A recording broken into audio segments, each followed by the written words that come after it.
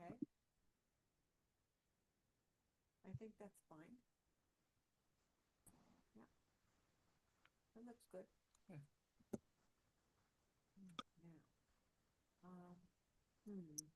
Hello, everyone. Welcome. Welcome to tonight's Lifelong Learning Lecture. Tonight we are joined by Dr. Joseph Adelman, history professor at FSU, for his talk on the past, present, and future of the U.S. Postal Service.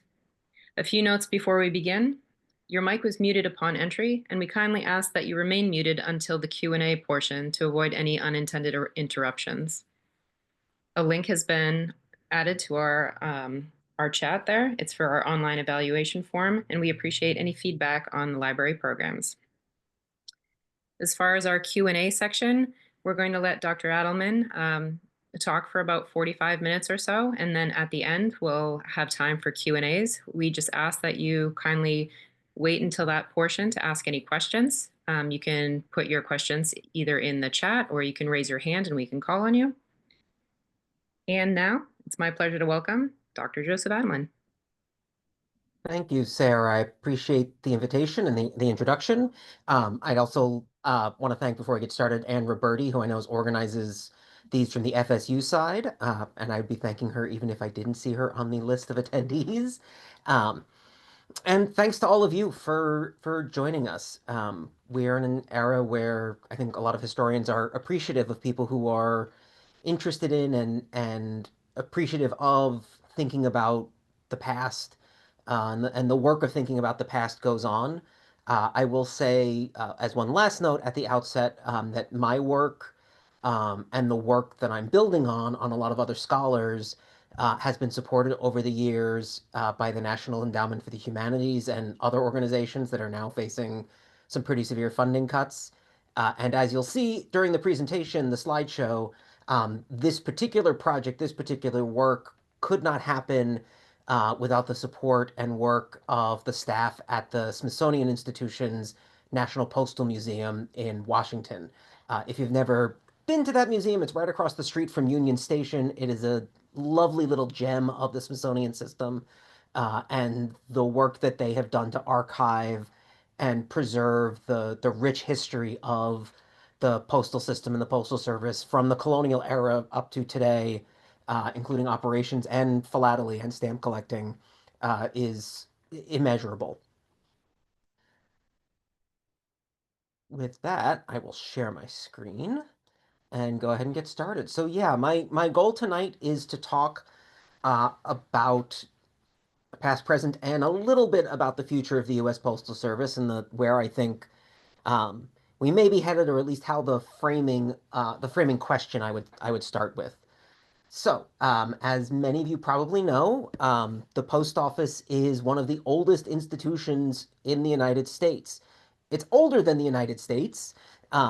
The only national organizations that are older than it are Congress and the Army.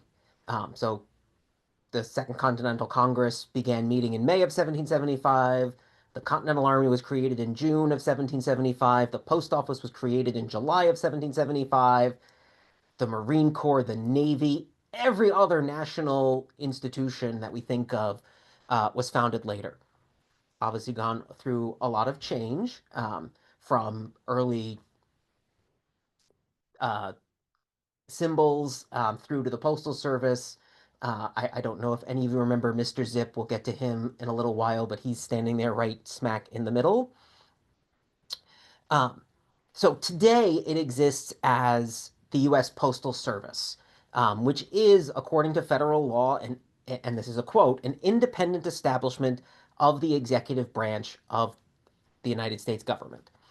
What that basically means is that it's a government-owned corporation with a board of governors, a board of directors that are appointed by the president and approved by the Senate. It has a mix of public and private elements. It competes in the marketplace with organizations like UPS and FedEx and Amazon. It also is governed by federal law for things like the rate of a stamp. And it is required to provide universal service to every zip code in the United States. how I want to frame our conversation and think about the history of the post office, because there's many different ways to do that, and we could spend quite a long time doing that, but is to think about a very specific question that's played out over the last 300 years, um, which is essentially, is the post office a public good? Is it a public entity that should be acting in that way? Or should it be acting like a private business, trying to raise revenue, trying to make money, trying to run itself on the revenue it makes? And that's a question that's gone back and forth over, as I said, 300 years. And it's been answered in various ways. So we can see that tension playing out across time. And as a little bit of a spoiler alert, that's a tension that I think is very present at this moment. And to give you a sense of just how old that question is, I wanted to start with a little quote from Adam Smith, The Wealth of Nations. If you're familiar with The Wealth of Nations, you may have heard of The Invisible Hand.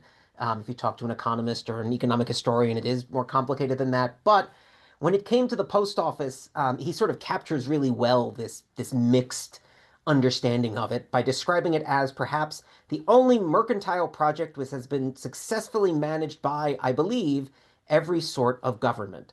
So even somebody like Smith, who sees government and merchants, the commercial sector, playing distinct roles, even he sort of sees them as lumped together in the middle somewhere in some amorphous kind of way.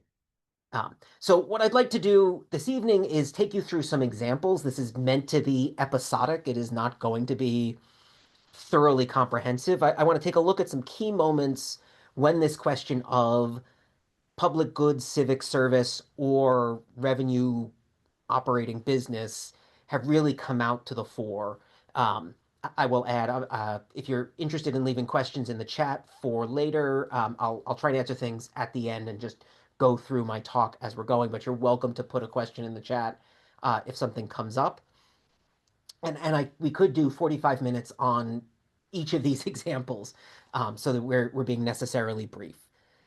So let's go back to the beginning and the colonial post office, which was run by the British. It was part of the British postal system beginning in 1710, with a Post Office Act. Um, and in the colonies was a money loser for much of the 18th century. The goal of the 1710 Act was to generate revenue. In fact, it was to generate revenue that was to go directly to support the crown. In 1710, that was Queen Anne, and then after 1715, it's various Georges. Um, so the idea is that it would generate revenue to do that. They hired deputy postmasters general for the colonies, none of whom could figure out what to do, until, and sometimes the cliche or the myth is true, but our guy Benjamin Franklin is the one who figured out how to make it run and how to make it run well. So I always enjoy sharing images of Franklin that aren't the ones we're familiar with. So this is an image as he would have looked while he was Deputy Postmaster General for North America, um, painted in 1760 while he was living in London, not in the colonies. And what he essentially did was he added some accounting features.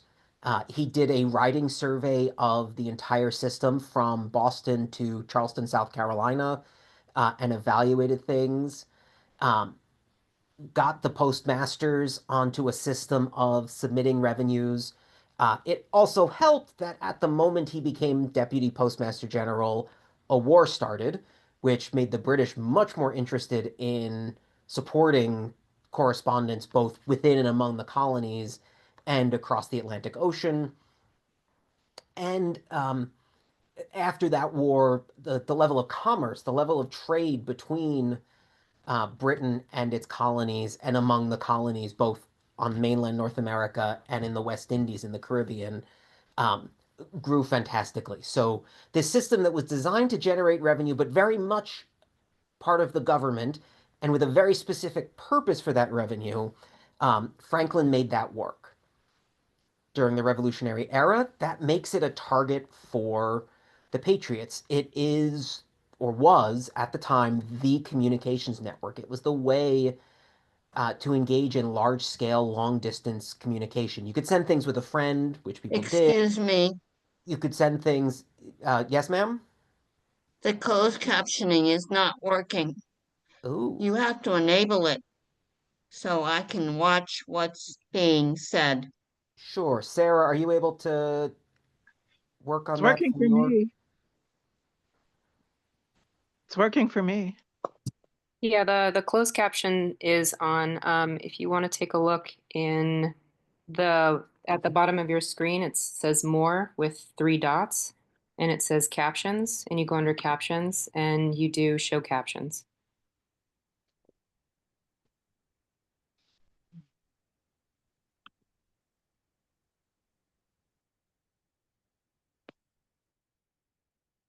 And I will, since we paused, I will take this moment to add that the library will be posting this to the library's YouTube channel, and if I'm remembering correctly, YouTube has an automatic captions function, which hopefully can capture my New York accent uh, well enough for you to be able to read to read my comments later if things aren't working properly this evening.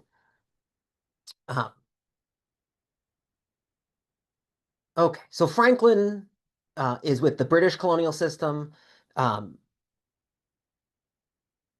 Newspaper printers, letter writers, people who don't have access to sending Paul Revere to carry their letters are very interested in taking over the postal system during the revolution as part of their work to gain independence. So there's actually a move even before Lexington and Concord to start an independent, at that point they called it a constitutional post office.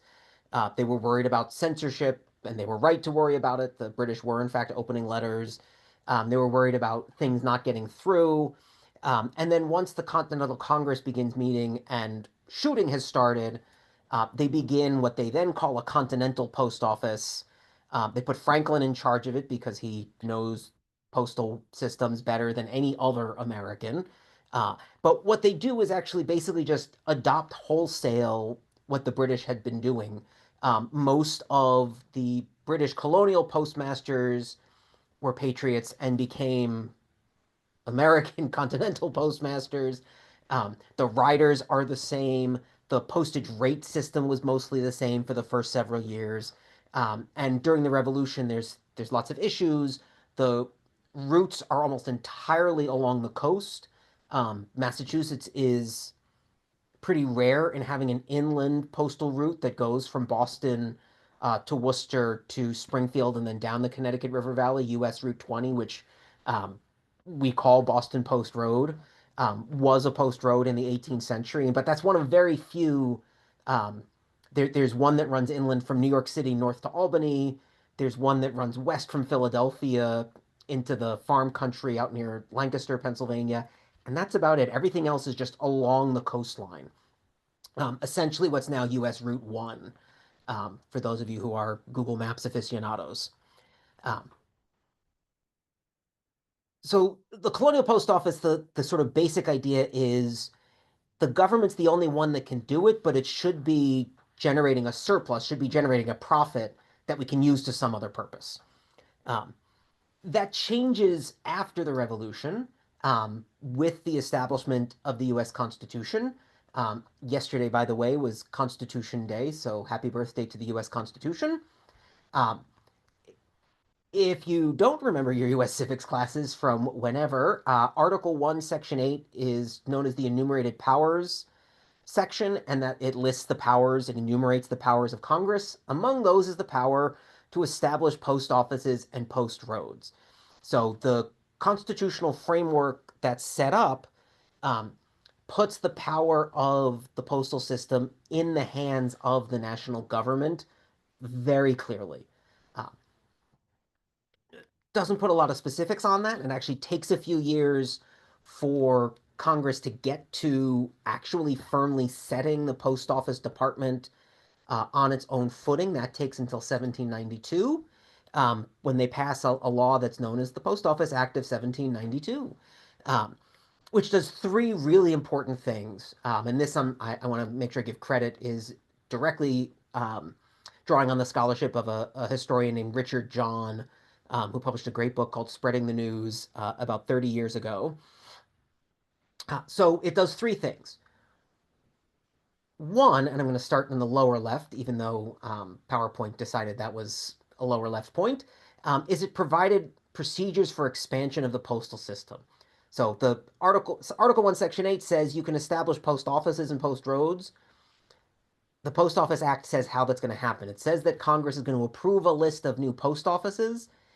And even more importantly, it says that every time Congress establishes a post office, they're going to build a road to connect in. This makes it very advantageous and of great interest for local communities to get a post office because that means the federal government will pay for a road to connect you into the network and the system with everybody else. Okay. Number two, it enacts a prohibition against government censorship. The act says that mail is private, or at least first class correspondence, letters are private. In that era, until the 1840s, there are no envelopes. You wouldn't waste a piece of paper just to put an address on it. So the letter itself would be folded with one side left blank, and you write the address. And then across the fold, you'd put a wax seal as a way to show that it was secure. And the 1792 Act makes it a principle that continues in statute to this day that first class private correspondence is secure and private. It cannot be opened. You can look at the outside, you can look at the envelope, you can get all sorts of interesting things from doing that, but you can't open the mail and read the contents without a warrant. The third is that it essentially sets up the post office as a news ecosystem and network. It gives very advantageous postage rates to newspapers over private letters. Private letters were relatively rare. Sending newspapers was relatively common. Newspaper printers were allowed to share uh, individual copies of their newspapers for free with other printers, which, if you've heard any of my other talks for the library, you may recall. But it sets up then, it's very cheap to send a newspaper. So political parties, when they grow in the 1790s, grow around these newspapers that are able to circulate political rhetoric and political arguments through the news very cheaply. Congressmen are very eager to send newspapers from Philadelphia and then Washington back home to talk about what's going on. And so people are relatively easily able to get news and information about what's happening in the national government in relatively remote and distant parts of the United States.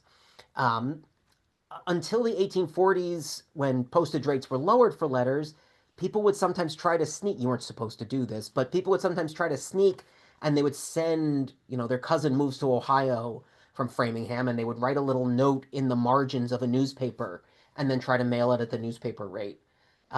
There's a scholar who found examples of people writing back from the gold rush in California, and they would send a newspaper and they would circle like an acrostic. They would circle letters in succeeding columns. A, W, M, I, T, S, F. All well made it to San Francisco. And that would be what they would send with all they would do would circle the letters to try and make sure that the news got through cheaply. So these are really foundational. These are really on the idea of settling the post office as, right, the pendulum swung a little bit towards public service. The post office is the information network. It's the information highway system for the new United States. It protects against censorship. It facilitates the sharing of print and political news, and it really gets everybody invested. It helps build a physical road network as well.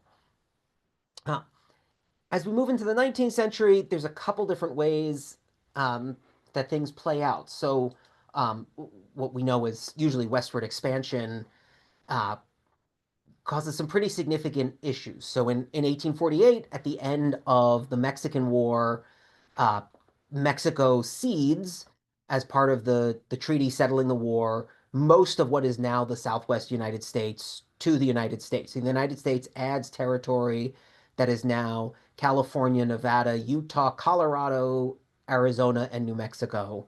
Um, to the United States. At about the same time is when gold is discovered at Sutter's Mill near Sacramento. And tens of thousands of mostly young men make their way across the country and the continent to try and make their fortunes. So there's suddenly demand, mostly from San Francisco, specifically in the San Francisco area, for mail service back east to the families that they've left behind. Um, the problem is there's a lot of land in between San Francisco and St. Louis and the white American settlements that are to the east of St. Louis. And it's really expensive to send mail across that great a distance with almost no revenue coming in because there are no people sending mail in the intermediate spaces, or very few anyway, not enough to turn a profit.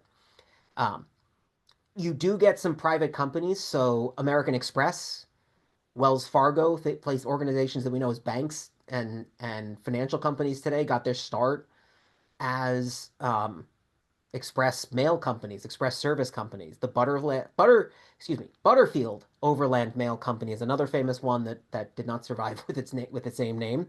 Um, if you've heard of the Pony Express, that was a premium service. It cost $5 to send a one-page letter that had to be written on a special extra light sheet of paper to be carried from St. Joseph, Missouri, which is a little bit north of Kansas City, um, to San Francisco, and that service only lasted about a year and a half. So I actually don't spend a lot of time thinking and working on that. What the post office does, though, is the post office has an obligation to get to California, but they can't possibly spend the money to do it. It would bankrupt them. There's no way to make money on this from their perspective. So what they do is they contract it out. And so the image you've got here is George Chorpenning's map. George Chorpenning was a Pennsylvanian who found his way to San Francisco, realized he wasn't going to make a lot of money by finding gold, and like other people like Levi Strauss, decided to provide services to the gold miners. So he begins signing up for these mail contracts to run service from St. Joseph and from Salt Lake City, which has actually already been founded by the Mormons at this point, and so has become a pretty large settlement and a intermediate point to run a contract to run mail to Northern California. He faces significant difficulties. It's hard to get riders. It's hard to get enough volume to make money.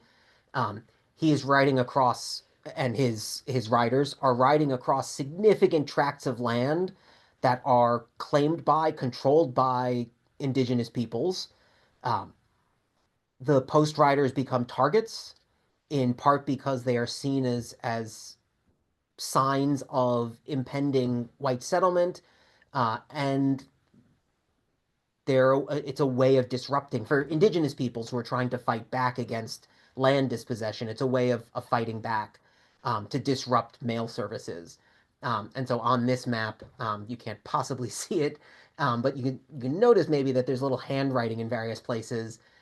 This map that's at Yale in the special collections at the Beinecke Library, Chorpenning has made handwritten notes of all the places where his riders were attacked. And if you can see that there is writing, they are plentiful over just about less than a dozen years before the Civil War.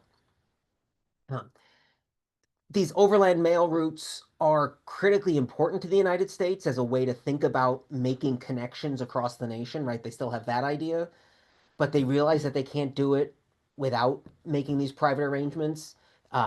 This is one of the ways that, I'm forgetting which Vanderbilt, but one of the Vanderbilts in the 1840s and 50s gets mail contracts to carry mail by ship from New Orleans to Nicaragua and across the coast of Nicaragua.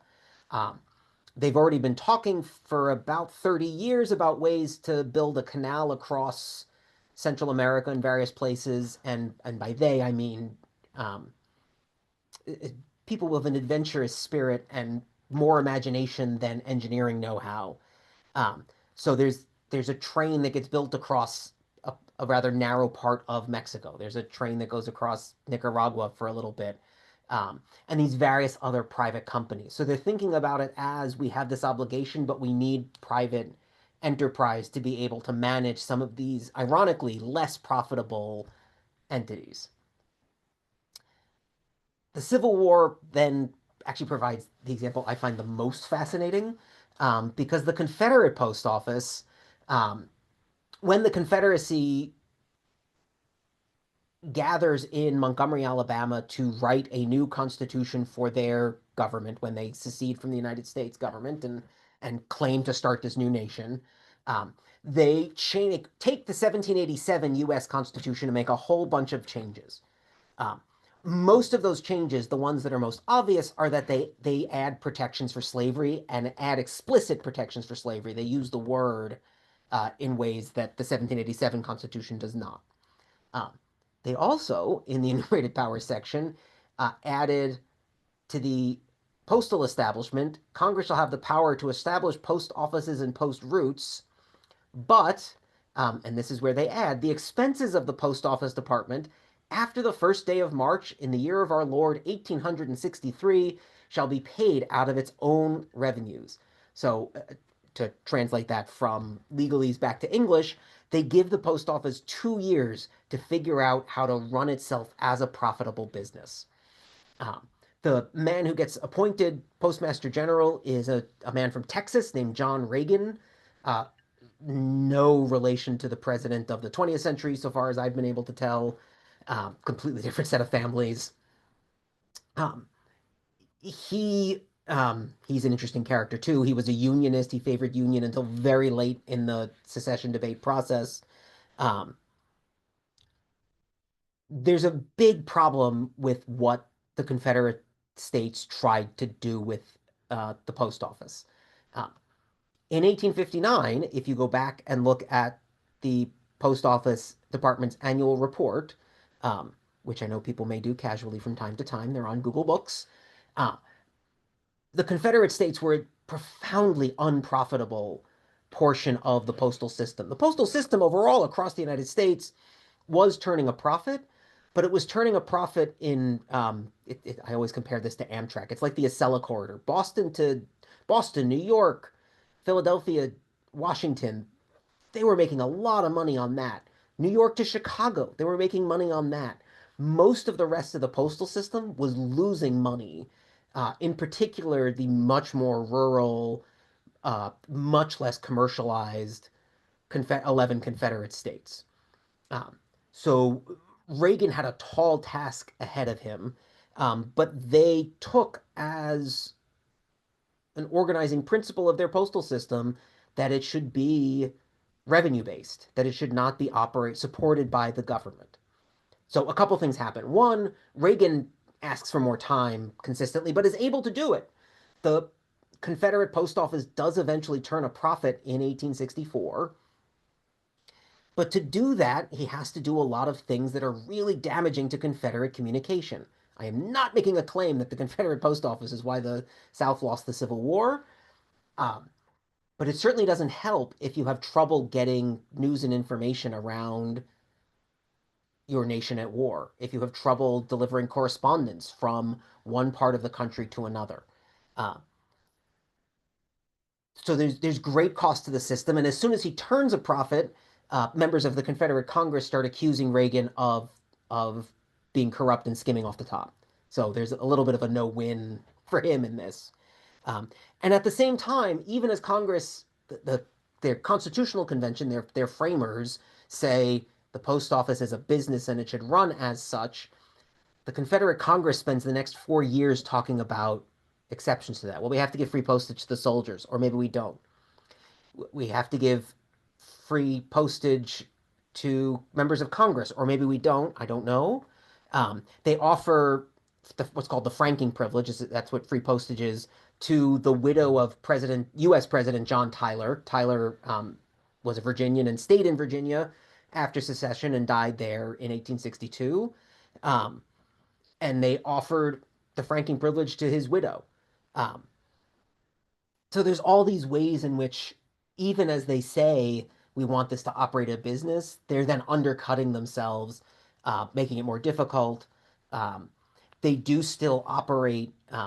One of the oddities of the Civil War, Lincoln was very consistent in not recognizing the Confederate States as an independent government in part or not in part in almost entirely because that was the ball game, right? Lincoln's contention throughout the war was these are rebel states, they're part of the United States in rebellion, they're not an independent nation.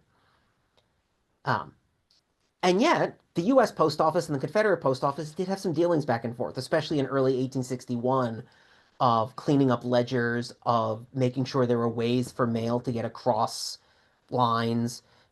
So there's always these various ways in which they're working together, even as they're at war and contending that the Confederate government is illegitimate. Uh,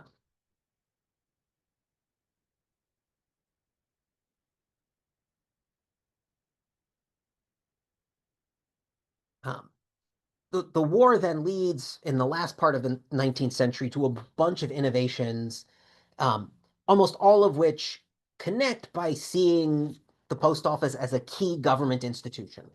So I'm going to start with um, Anthony Comstock, who believed that the post office was so crucial and so central to American society that he could use it as a vehicle to impose his moral vision on American society. So if you've never heard of Comstock, he was from Connecticut. He served in the United States Army in the Civil War. He actually signed up in place of his brother who was shot and killed at Gettysburg.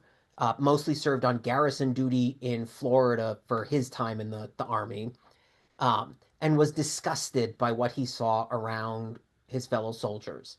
Um, the people they associated with, the gambling, the pornographic reading material, all sorts of things that he found unsavory. After the war, he goes back to Connecticut, then makes his way to Brooklyn, and becomes a grocer, and then gets hooked in with these Victorian reformers who want to purify American society. And he starts reporting people who are sending things through the mail, um, sending racy newspapers or books, sending books with detailed medical information about sex. Um, Medical providers, especially women who treat women's health issues, including pregnancy, um, pregnancy loss, ending pregnancies, um, and ends up getting in 1873 a law passed that allows the post office to regulate all of those things as federal crime, and then gets himself appointed as a special agent to the post office from New York, where he essentially goes around and tries to bait people. Today, lawyers would call it entrapment, which was permissible in the 19th century. But he would basically entrap people. He wasn't allowed to open letters. He said that he never opened letters. But he would do things like write to a publisher and say, "Hey, I hear you have this saucy book. Can I get a copy?" And then they'd mail him a copy. And then he'd show up at the publisher's house and arrest him for putting these things in the mail, because they'd sent it under a pseudonym because people knew who Comstock was. Um, and so he flaunted and thought the post office was such a key instrument of government that he could use it to impose his own vision.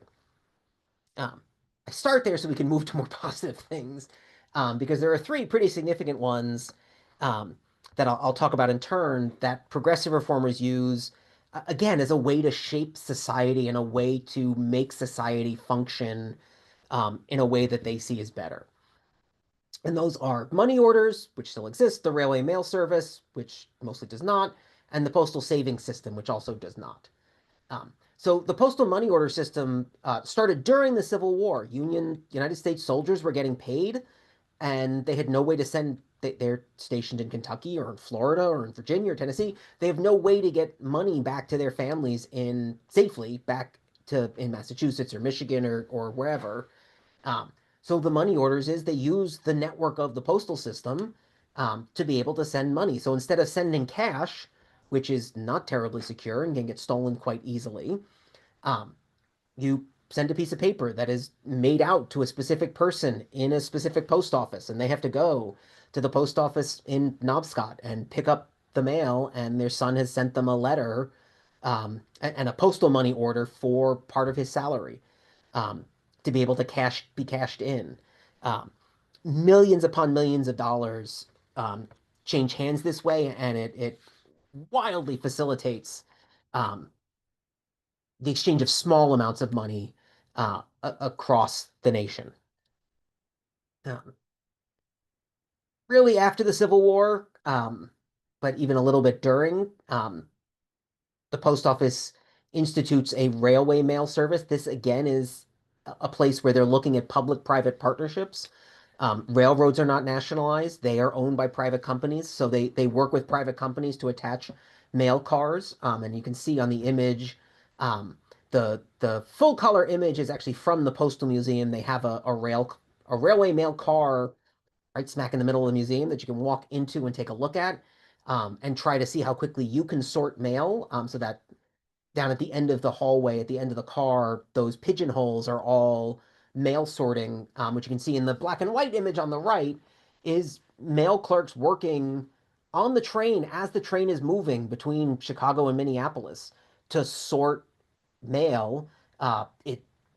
It's revolutionary in a technological and in a technological sense in the 19th century, to speed up the delivery of mail. They pick up mail bags while still in motion. That bag gets pulled into the car, and then the railway mail workers can sort that mail incredibly quickly, uh, to get it to that when you arrive in Chicago, you then can take it out pre-sorted and have it ready to go either to its local destination or to get on the next train and already be ready to go. Uh, the last of these has a real impact in, especially in rural areas and places that do not have significant banking, is the postal savings system. Um, it allowed people all over the country, not just in rural areas, to be able to build savings in small amounts. There was a cap on deposits of $250, which is not a lot of money, but um, if you've never had a savings account in the history of your family, that's enough. Um, it was enormously popular, and during World War II, at sort of the height of it, had several billion dollars in deposits. After World War II, we start to get more savings and loans. We get other kinds of banking that expand out into more communities, and it begins to decline, and it was then ended. Um, there's now every once in a while debate about whether to bring it back. I'm not going to take a position on that specific policy issue, but it is something that comes up now and again. But it did exist for a time as a way of saying we have this system that cuts across the entire United States. Um, let's use it to build something societal that is not profit oriented, um, certainly not directly or even first order indirectly, and go from there. Few other things. We've got the Mr. Zip, finally. Airmail is similar to railway mail, but on a much smaller scale. Um, One of the major things that happens with the post office in the 20th century, um, there's a shift away from political control to the civil service. So the post office, from its earliest days, and really starting in the 1830s with Andrew Jackson, became a source of political patronage because it was the single largest employer in the federal government. There are more jobs with the postal system than there are with any other federal agency, including the Army, asterisk, except when there's a war. Um, in the 19th century and the early 20th century, the United States had a very small army during peacetime, and then it expanded massively during a war, and then it was almost entirely um, disengaged, almost entirely depopulated after the end of the war. So the post office is it. There's a postmaster in every town. There are post riders all over the place. Um, the party in power in the White House then tends to say, okay, well, we want Democrats as the postmasters, or we want Republicans as the postmasters. Um, Sometimes people stay in the job a long time. Sometimes Democrats are good postmasters. Sometimes Republicans are good postmasters. Sometimes they're not. If they're getting the position because they're the Washington County chairman in pick your state. Every state has Washington County. So by the 1930s, those jobs are moved almost entirely into the civil service as a way of saying you are government employees. You need to be acting with the protections of professional service, um, and thinking about ways to do that rather than being a source of patronage and run that way. Um, Post office also tries to automate mail sorting and delivery through zip codes, the Zone Improvement Plan, which took effect in July of 1963. So there were sort of codes before that. Um, but now you had a 5-digit code that would tell you exactly where in the country, and the first 2 digits to give you sort of the rough region. If you think about it, New England and New Jersey all have the number 0 as the first number. New York and Pennsylvania have the number 1, right? And you sort of go on and on. You can tell where in the country it's going.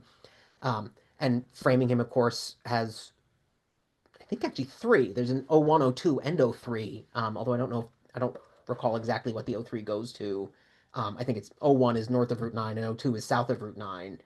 Um, and pitch as this is the way to send your mail. One of my favorite little fun facts is that the zip codes is why we have the term snail mail. The term snail mail, which for most of us over the last 30 years is a term that we think of as something that's critical of sending the mail, actually came from the US Post Office Department. Um, some of their advertising for using the zip codes was don't send snail mail, send it with the zip code. Send it with that 5-digit code so we know exactly which post office it goes to without having to read it, and we can send it through then an optical through a machine to read it. This brings us though to the 1960s. Oh no, it doesn't. Sorry, I forgot I had one more slide here. Of a way that as the postal system gets more professionalized, it also becomes a really important path to the middle class. It remains a huge, massive employer from the federal government's perspective. And so it becomes, for all Americans, and especially actually for African Americans and African American military veterans coming back from service, um, from World War One, and later, as a path to a good paying middle class job, and way into society. That's derailed a little bit in the early 1910s by Woodrow Wilson, who resegregates the federal workforce.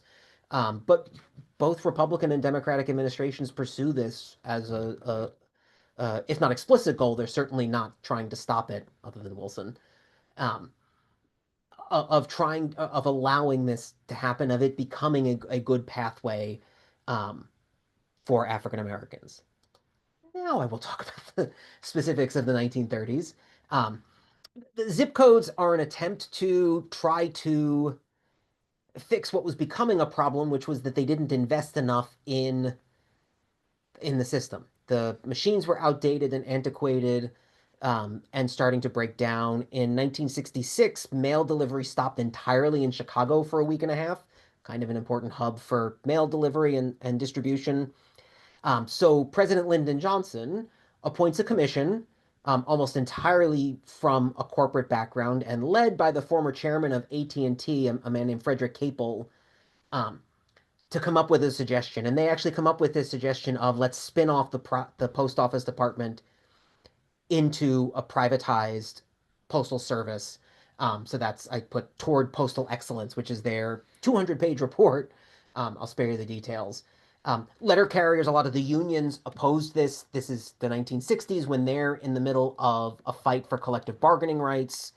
Um, so there are numerous battles and negotiations that start under the Johnson administration that continue into the Nixon administration. Nixon's postmaster general is a guy named Winton Blunt, and he announces at the start of his term that he will be the last postmaster general of the post office department, the last one to serve in the president's cabinet as a presidential appointee. Um, and as you probably know, they succeed. And in 1970, Nixon signs into law the Postal Reorganization Act, that creates the U.S. Postal Service as of July 1st, 1971. Since July 1st, 1971, the U.S. Postal Service has not been federally funded through appropriations. So when there's been government shutdowns starting really in the 90s, the Postal Service continues operating. That's because it's not operating on congressional appropriations. So I misspoke a little bit. They wound down congressional appropriations during the 1970s. I think 1976 was the last time that the post office took appropriations. And that is the way in which it exists now, is this kind of privatized, but still publicly owned, and with a number of regulations about the rates for postage, for stamps. If we wanted to have fun, we could ask everybody in the chat to say what the cheapest stamp they remember is. That might not be fun. It might make people feel old. But I also, well, we'll get to the changes. Right, but there are still these regulations, and it still has an obligation to serve everybody. And just to remind you, there are zip codes in rural parts of Alaska that are not that easy to get to. There is a zip code in Nevada that is literally the size of the state of Maryland, and the U.S. Postal Service delivers. Which, as you know, they're now required to compete with the UPS and FedEx and DHL and other companies for parcel deliveries.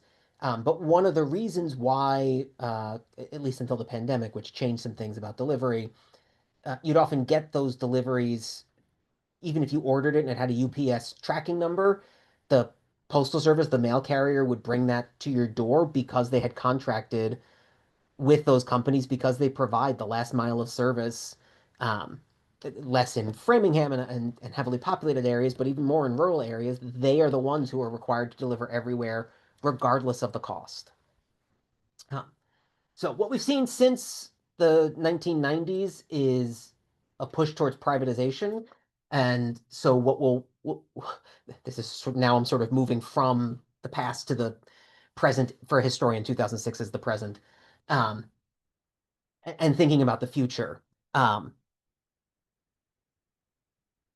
So there's a push for additional privatization. In 2006, there's legislation which had bipartisan support, but was signed by President George W. Bush, that changed the system for setting rates. So if I ask people what the postage rate is now for a first-class stamp, I bet the rate would be a lot lower than the people who know what the stamp price of a stamp was when they were 10 years old. I had to look it up. 78 cents, by the way, for first-class stamp. So it changed the system to make it easier for the post office to change rates. This is when we start getting those forever stamps where you buy them and you just have them forever, and can use them no matter what the cost. We don't have to buy those 1 and 2 cent stamps every couple of years. It also changed the system for the postal system's pension fund. This is maybe the headline thing that gets talked about, is that this particular legislation required the Postal Service to pre-fund its pension fund for 75 years. My youngest is 8. Theoretically, if she went to go work for the postal system, they are already funding her pension. That is unusual.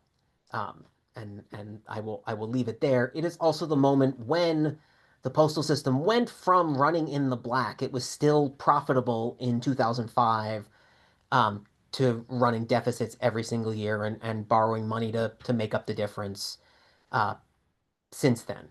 I hesitate, oops, went backwards. I hesitate to even talk about the 2020s, but as it's an elephant in the room. As you know, there's been talk since the election of 2020 about the role of the postal system. Earlier this year, President Trump announced that he was interested in perhaps moving the postal system inside the Commerce Department, which is actually the reverse of what people would have expected from him, because most of his push about the postal system has been to privatize it and make it operate as a business, where this would remake it a government agency, but it put it specifically under the government agency that's interested in business operations. The current and departing Postmaster General, Louis DeJoy, is somebody who comes, he was the first postmaster general in a very long time not to come from inside the postal system. He was CEO of a logistics company, which there are ways in which that makes sense. And at this point, as you probably are well aware, um, the postal system is it's still part of lots of debates about the management of elections in the United States at the local, state, and federal level. It's in competition still with Amazon and UPS and FedEx and other delivery services. Um, if you had to ask me for an answer as I try to wrap up, um, the global trend lines are towards privatization. So to give you a few examples, the Royal Mail in the UK is now privatized. Um, Canada Post in Canada is privatized. Deutsche Post in Germany is actually a subsidiary of DHL. DHL, in the US, we know it as a package delivery firm. Um, it's a Deutsche Post, the German postal system that dates back to the medieval era, uh, is now a subsidiary of a transnational corporation. Um, so the trend lines are certainly pointing that way. I think personally, having studied the post office and looking back at that long history, um, that there's value in thinking about the question of what it means to have a a neutral um, communications network in a democratic society, and what the role of information ecosystems are, or what the role of government as the representative of society can and should be um, in a 21st century democracy. I don't claim to be an expert in having the answers on that. I haven't studied. I know more about 18th century logistics than 21st century logistics.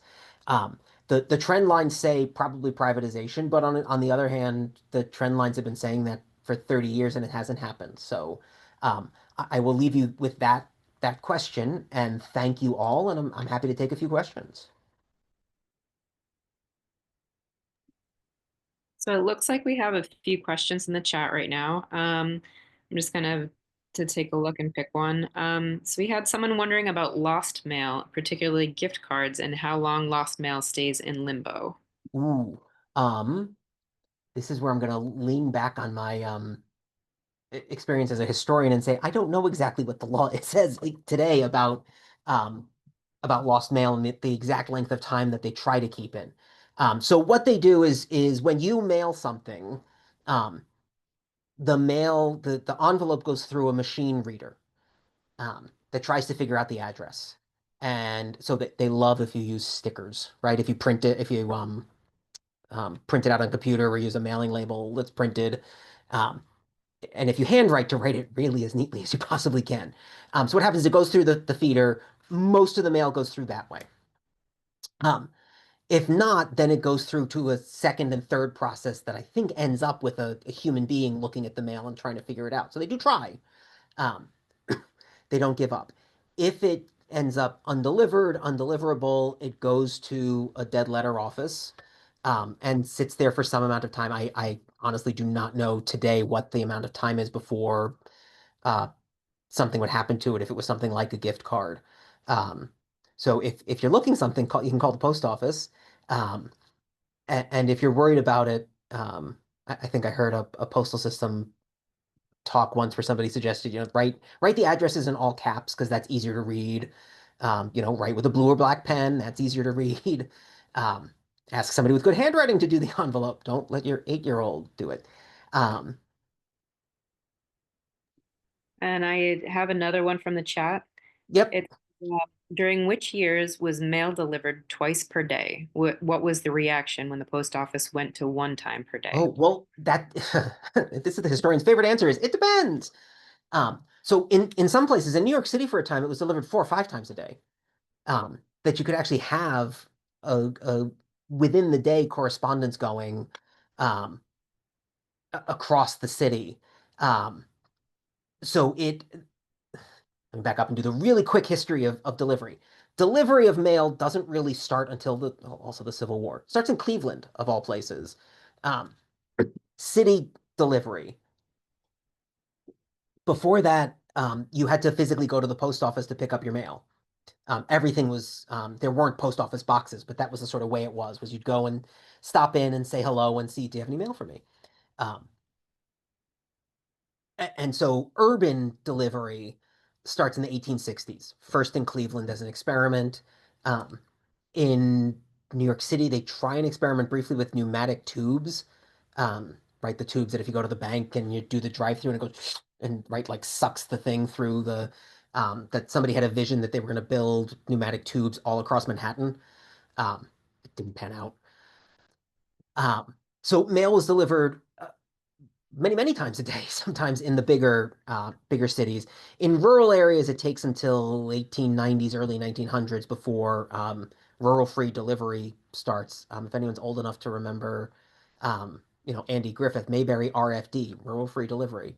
Um, so when it's been pulled back, one of the phenomena of the postal system is whenever there's a cutback, there's a huge outcry. Um, that then I mean it has dissipated as time has gone by and people have gotten used to it. Um, but we had discussions within the last 10 years about getting rid of Saturday mail delivery, and there were huge complaints about that. Um, every time there are discussions about closing what would be described from a business perspective as unprofitable post offices, um, there are complaints. People who describe themselves as small government and who overall want the postal system to run at a profit, Congress critters will, they'll see the list of that the Postal Service is planning to close. Oh, but you can't close the ones in my district. Um, so there's always that kind of outcry. But especially now we're in the 21st century, um, we we don't use paper nearly as much to do our business. Um, Anybody in any kind of field and the professional fields that supported really the heavy volume of mail and correspondence, it's all on email or Slack or some other. We don't even send faxes anymore. Um, so yeah, there were concerns and issues with it, but and it's sort of slowly gone away. It looks like we have a couple questions on stamps. One person was wondering who designs the stamps, and another one was curious about how they decide on commemorative stamps. There's a stamp commission. I'm forgetting the official name for it, but there's a stamp commission that decides who gets a stamp. One requirement is that you be dead. That's the most important one. So if there's anyone living that you are hoping to get a stamp, you probably are willing to wait because if you think they should be honored with a stamp, you probably think they should have a few years. Um, so that's just number one. Is there is a commission that within the postal system or attached to the postal service that makes those recommendations and decisions, and some of those are based on um, culture, right? There's different designs for Christmas and then holidays for Judaism, Islam, right? There's making sure that there's a range of options available culturally. There's significant figures, right? Betty White got a stamp after she passed. There's business I mean, it's a opportunity for them to make some money. So the impetus is in part about honoring people, and the first stamps were Washington and Jefferson and Franklin. And then there's the profit motive of they'll put. I mean, we went through a couple of sheets of Star Wars stamps at our house because I've got three kids and they wanted Star Wars stamps um, for sending birthday cards and things like that. So there is a commission that makes those decisions. They go through there's a long list of factors that they're supposed to consider in terms of impact and culture um, and profitability potential. Um, and then yeah, the biggest one is that any person who's honored is not allowed to be living. And it looks like we have a time for about one more question. I'm going to pull another one from the chat since there's a few of them. So this one says Denmark Postal Service will stop delivering letters at the end of this year. What are your reactions to this? Are there any other countries doing this?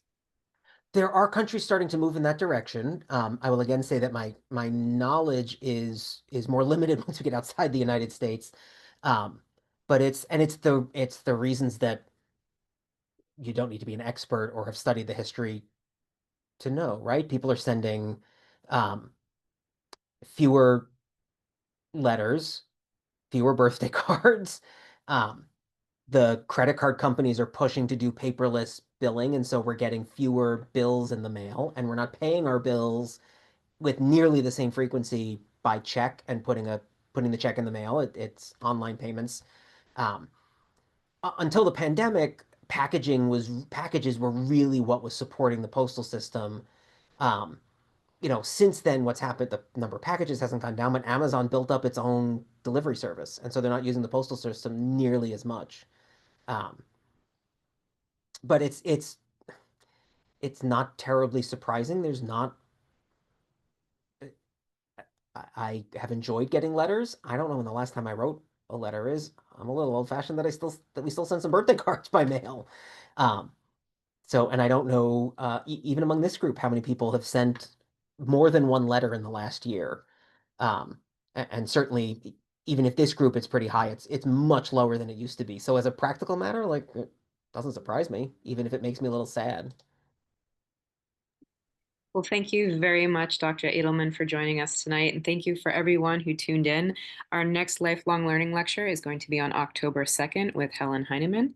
Thank you so much for coming. We appreciate it. Thank you all. Thank Everyone you. have- And just to let you know, this talk will be available on the library's YouTube channel if you'd like to view it again. Take care. Thank you. You.